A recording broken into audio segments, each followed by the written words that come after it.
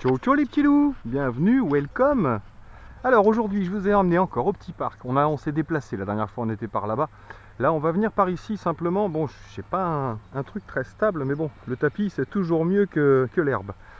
Aujourd'hui je vais vous apprendre à, comment dire, à bien vous lancer, à pas faire n'importe quoi. Donc nous on va le faire aujourd'hui avec le Yuneec Q500 qui demande encore plus de manipulation que les petits drones que je vous ai montrés jusque là, comme le XK, le Alien.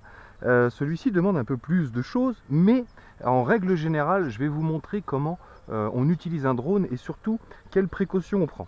Voilà. Alors je vais déballer mon petit matos, je vais attendre un petit peu avant de mettre les hélices, avant de monter les rotors.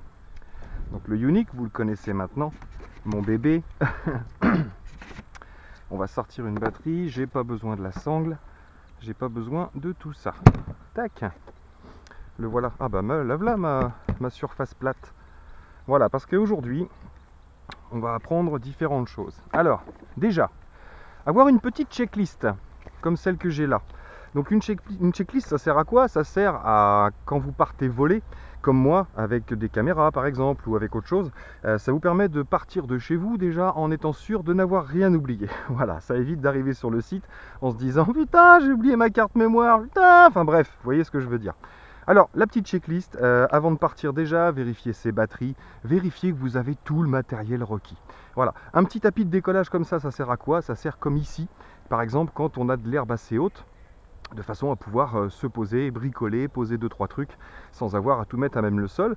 Donc un tapis, n'importe quel tapis peut aller. Je vous conseille un petit peu épais quand même pour qu'il y ait du poids. Moi j'ai une petite manche à air, c'est pas obligatoire, mais ça permet de voir les variations du vent sur l'endroit de décollage pour pouvoir anticiper certains mouvements, et ça permet aussi de vous faire remarquer. Voilà, un petit truc rouge, un petit truc voilà, jaune et vert par exemple, je sais pas, mais il faut que vous puissiez vous faire remarquer, il faut que vous soyez visible de loin. Voilà. Ensuite, on s'assure qu'on est dans un espace tranquille. Comme ici, il n'y a personne. Il peut y avoir une personne qui va venir promener son chien. À ce moment-là, on va faire attention de ne pas le survoler, de rester à l'écart, voire même de se poser s'il y a un groupe qui arrive. S'il y a un chien qui arrivait vers votre drone, surtout ne vous posez pas, parce que c'est là que vous pourriez risquer différents soucis. Donc, si un chien vient, par exemple, ou n'importe quel animal, restez en hauteur jusqu'à ce que l'animal s'en retourne chez lui ou soit récupéré par son propriétaire, avant de vous poser. Voilà. Donc ensuite, au niveau de l'air sur laquelle vous devez voler, assurez-vous, alors je vous ferai peut-être un petit plan, je ne sais pas, mais vous allez comprendre. En fait, il vous faut un angle de 100 degrés qui part du sol, par là où vous allez décoller, et sur 100 degrés, vous devez avoir de l'espace libre, c'est-à-dire éviter de démarrer à 10 mètres d'un immeuble, par exemple, d'un HLM, ou d'une tour, ou de quoi que ce soit d'autre, de fil électrique, par exemple. Voilà, assurez-vous d'avoir au moins un 90 ou 100 degrés d'espace pour pouvoir décoller dans tous les sens du décollage, pratiquement. Voilà, ça c'est pour votre sécurité, hein. Ensuite, une fois qu'on a bien vérifié son emplacement, une fois qu'on sait qu'on a tout, il peut y avoir différentes choses à faire sur un drone avant le décollage. Alors déjà, chaque drone a ses particularités, sa façon de fonctionner. Donc le conseil que je vous donne aussi, c'est connaissez votre drone. Voilà, lisez bien la notice, même si ça vous gonfle, ou allez voir des tutos sur le net, sur YouTube ou autre, pour voir comment fonctionne votre drone si vous n'avez pas compris la notice. Mais avant de partir voler, connaissez votre appareil. Voilà, c'est un minimum, sinon c'est pas sérieux. Voilà. Petite chose aussi, pourquoi je fais ce genre de vidéo, c'est pour que les dronistes, entre guillemets, vous et moi, ceux qui vont piloter du drone en amateur ou même plus tard en professionnel, pour pas se faire mal voir, pour pas que, parce que là les lois sont en train de s'arranger, ont été revues à la hausse, j'ai envie de dire, pour que ce soit plus facile de piloter ces petits engins en tant qu'amateur, mais on n'est pas à l'abri qu'on nous coupe l'herbe sous le pied, entre guillemets, bah, tant mieux, ce sera de la place, mais qu'on nous interdise ce genre de pratique si c'est mal utilisé, mal fait ou fait dangereusement. Ok, c'est parti, on continue dans la checklist. Donc maintenant, on va bien sûr, comme on s'apprête à voler, on va retirer la protection de la Gumball. Sur d'autres appareils aussi, on a une protection de caméra. En bref, on va vérifier que la caméra puisse fonctionner, hein, puisque ce que je fais là, ça peut se faire avec tous les drones, mais de différentes manières. C'est la même procédure de toute façon. Donc on vérifie qu'on a bien la carte mémoire installée à l'intérieur de... Hein, c'est pas une fois qu'on est à 100 mètres de haut qu'on se dit merde, je peux pas enregistrer. Et on va installer, j'ai pas sorti ici, on va installer la batterie de vol que j'ai checké avant de partir, hein, bien sûr. On a vérifié la puissance de la batterie. Et on installe la batterie. Voilà. Ensuite, on va vérifier sa télécommande, qu'on se trouve bien. On va l'essuyer aussi. On peut faire ça en check. Nettoyer. Parce que si vous faites comme moi du YouTube ou que vous parlez en pilotant, ben vous crachez sur la télécommande, donc il faut nettoyer de temps en temps. Donc on va checker qu'on va être dans de bons modes de décollage. Moi je vais mettre en angle, vous me connaissez. Je pars pas en smart, j'aime pas ça. On a checké les batteries. Et donc maintenant, bah écoutez, on va pouvoir mettre en route, puisque là sur ce type d'appareil, on met la télécommande en route en premier. Sur le vôtre, ce sera peut-être l'appareil à allumer en premier. Donc référez-vous bien à votre notice. Et j'ai ici le petit aide-mémoire des témoins lumineux pour mon appareil. Et également comment le calibrer.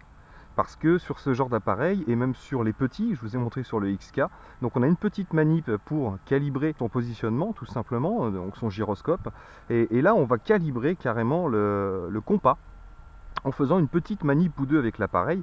Et selon le type d'appareil, il y aura généralement toujours ce type de calibrage, mais il sera différent pour chaque appareil. Et la méthode est différente. Donc nous, on va s'occuper de calibrer le nôtre. Donc la télécommande se met en route. Je ne sais pas si vous verrez sur la télécommande, peu importe, hein, puisque tous les drones ont un petit peu leur façon de faire. Donc là, on a une manip à faire avec la manette, ou alors on va dans les paramètres ici, et on va faire calibration. On va faire le compas ici. L'appareil va clignoter doucement et va se mettre à clignoter vite. Voilà. À partir de là, on va lui faire un 360 droit vers le nord. On oblique à 45 degrés, on lui refait un 360. On l'oblique à 45 degrés, on lui fait un 360. Et pour finir, on le tourne à 45 degrés encore une fois. Et on lui refait un 360. Et normalement, on le tient en face de soi. Et tac, clignote en rouge et il s'éteint. Donc normalement, c'est fait. Là, on va pouvoir installer les hélices. C'est plus pratique, hein, de faire ça une fois que vous avez calibré votre appareil, plutôt que de le faire avant. Donc vous allez dire c'est long de checker tout ça, mais c'est toujours moins long que de réparer une connerie parce qu'on a voulu aller trop vite par exemple, ou de réparer même des dommages à des gens parce qu'on n'a pas vérifié où on était. Alors on peut pas utiliser ça sur un endroit privé, à moins d'avoir l'autorisation, bien sûr. Vérifiez toujours là où vous utilisez vos appareils. Tac. Et la dernière.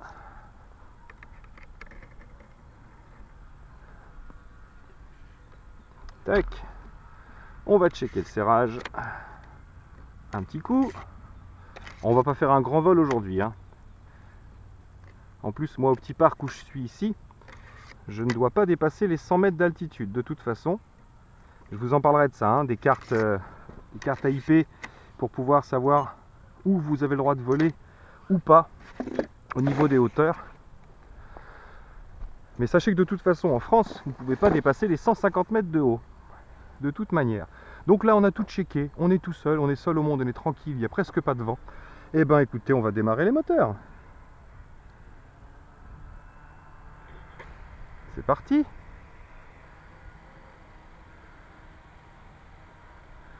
Alors, avant de partir, toujours dans la checklist, on vérifie bien, on attend d'avoir si c'est un appareil qui est doté de GPS, d'avoir bien sûr les GPS, hein, qui soient sur la télécommande et sur l'appareil.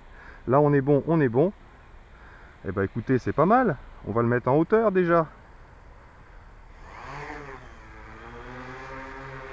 Alors tout de suite, hein, montez à environ 2-3 mètres, hein, de façon à ne pas avoir l'influence du vent sur l'appareil au décollage. Donc là, nous, on a un appareil muni d'un GPS. Donc vous voyez, il est stable. Il va garder sa position. Approximativement hein, à quelques centimètres. Donc après, plus votre appareil est large, plus les rotors sont grands, et ben écoutez, plus vous aurez de stabilité. C'est pareil, plus il y a de moteur, plus vous aurez de stabilité également. C'est quoi ça? Oh là là, ça se met à rafaler. Qu'est-ce que j'aime pas quand ça se met à rafaler comme ça? C'est dingue hein.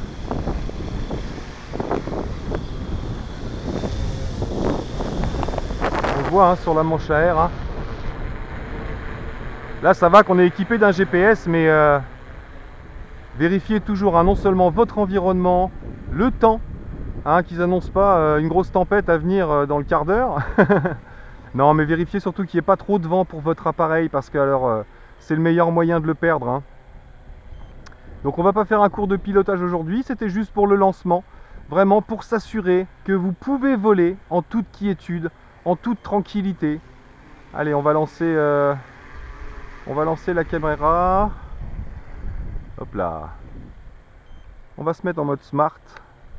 Tac. Là, on va se mettre en mode watch me. Tac. Et il me regarde automatiquement. Ok.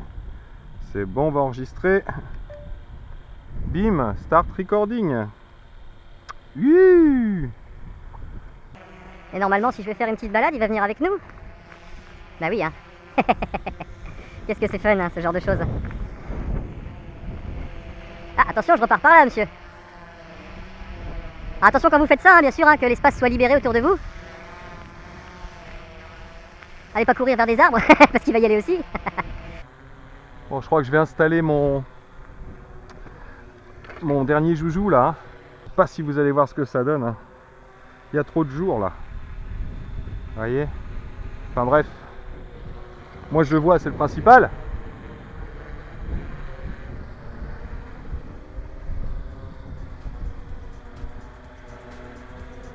On va faire un petit tour entre les arbres là-bas.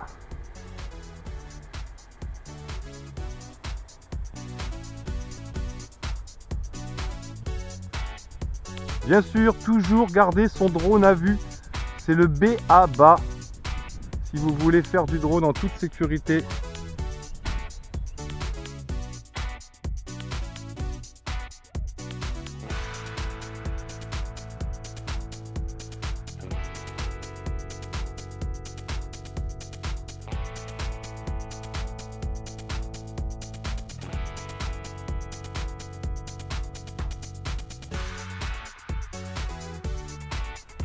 Bonjour. C'est vrai? C'est vrai ça? Vous trouvez ça joli? Bonjour monsieur, je me présente. Je suis Taskiller85. Je fais des petites vidéos sur YouTube, oui. sur le net. Oui. Eh ben, ça m'intéresse d'avoir votre avis. Est-ce que ça vous embête si je vous filme? Bien. Vous voulez bien? Oui, c'est gentil. Je ne sais pas. Je me permettrai pas de vous filmer si Non, vous non, n'êtes mais- pas d'accord. Mais bon, vous n'êtes pas réticent à ce genre de choses Ah, pas ou... du tout. Non, Pas du tout. tiens. Parce que d'abord, ça peut rendre énormément de services. Enfin, d'après le peu que C'est déjà pas mal. j'ai vu, on voit de temps en temps des choses comme ça à la télé. Ça peut rendre des services aux agriculteurs déjà, hein, dans certaines professions. Ça, c'est ce qu'on sait le plus. Oui, tout à fait. Au point de vue secourisme également. Exactement, le Hein, sauvetage. moi, Le je sauvetage. pense, quand on va en montagne, faire de la randonnée quelquefois, pour repérer des gens qui sont perdus. Tout à fait. Dans la neige, ça permet de parcourir des grandes Voilà, distances en très peu et de temps. d'avoir un autre point de vue. Exactement, beaucoup plus haut. Donc c'est très utile, c'est Ouais, vrai. ouais, c'est Mais bon, on est d'accord sur le fait qu'il faut que ce soit fait avec parcimonie, Ah, il faut faire ça. intelligemment. Voilà. C'est surtout ça. Il ne faut pas filmer n'importe quoi et puis il faut respecter, comme on dit, la vie privée des gens. Tout à fait. L'électricité, non? Ah oui, oui, ce sont des batteries au lithium Batteries, oui. qui sont à l'intérieur. Et puis équipés de GPS. C'est vraiment des appareils qui sont conçus pour ça, pour la Oui. sécurité. Comme le GPS, ouais, exactement. Bah, Le c'est ça. GPS, quand on programme retour à domicile, bon, bah, automatiquement. il Oui, programme. sauf que ça vous ramène pas la voiture. Que moi, ça me ramène le drone. On est obligé de piloter la voiture. Bientôt, ça arrivera, certainement. En tout cas, ça m'a fait plaisir d'échanger un petit peu, puis d'avoir l'avis d'un ancien sur ces nouvelles technologies.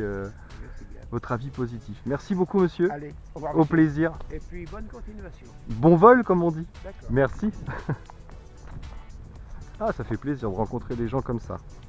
Bon bah écoutez, quelle heure est-il? 4h20. Je crois qu'il est temps que j'y aille. Bon bah les petits loups, à bientôt sur ce. À bientôt dans mes vidéos, j'espère. Et puis donc prochaine vidéo, les tutos. On commence les tutos, donc je vous renseigne sur les lois à ne pas enfreindre, les conseils de vol et puis surtout le pilotage avec la petite caméra sur la télécommande de façon à ce que vous puissiez suivre. Allez, ciao ciao les petits loups.